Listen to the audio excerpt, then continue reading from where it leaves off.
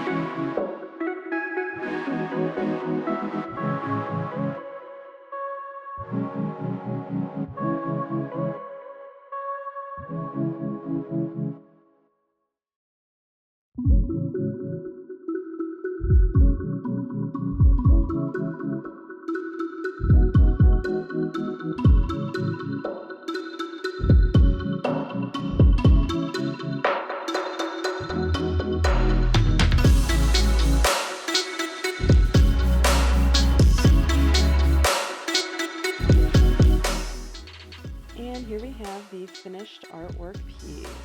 Comment below, do you think the glass is half full or half empty? Let me know.